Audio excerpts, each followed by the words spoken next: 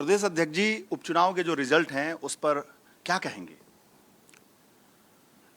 मैं अभिनंदन करता हूं उत्तर प्रदेश की महान जनता का कि उन्होंने भारतीय जनता पार्टी की, मोदी जी और योगी जी की जो गरीब कल्याण की, जन कल्याण की नीति है, उस पर विश्वास व्यक्त करते हुए एक बड़ा स्नेह और आशीर्वाद जनादेश के रूप में भारतीय जनता पार्टी को दिया है।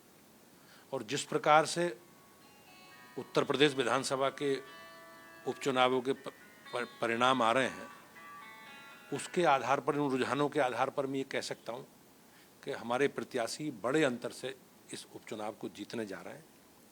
समाजवादी पार्टी का और विपक्ष ने जो एजेंडा पीडीए का था, उस पीडीए का एजेंडे को जनता ने एक ढकोसला बता दिया। और निश्चित रूप से आज उत्तर प्रदेश की जनता ने दिखा दिया कि चाहे अगड़े हों, चाहे पिछड़े हों, चाहे अनुसूचित जाति के हों, चाहे अल्पसंख्यक समाज के लोग हों, उन्होंने संगठित होकर भारतीय जनता पार्टी के पक्ष में योगी जी और मोदी जी के प्रति विश्वास व्यक्त किया। ये जिलाधिकारी, ये पुलिस कप्तान, ये शासन, ये प्रशासन, ये डंडा, ये हिंसा, ये उपद्रव, ये तस्वीरें, ये सब आरोप लगाए जा रहे हैं। ये समाजवादी पार्टी ने षड्यंत्र करके चुनाव को बाधित करने की कोशिश की। जिस प्रकार से उन्होंने चुनाव से पहले ही एक एजेंडा सेट कर दिया और वो जनता में का मूड समझ गए थे कि इन चुनावों में जिस प्रकार के परिणाम आएंगे उसके लिए हमारे लिए कोई संभावना है नहीं, तो इसलिए उन्होंने चुनाव को बाधित करने का पूरा प्रयास किया।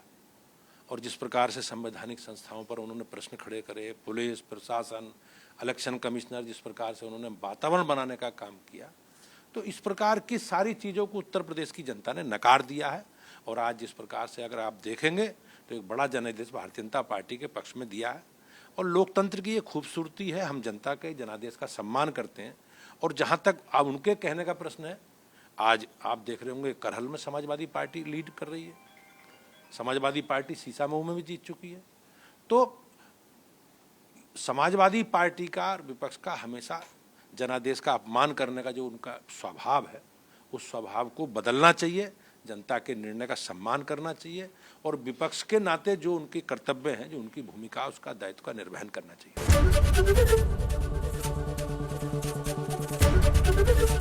एबीपी गंगा, खबर आपकी, जुबान आपकी।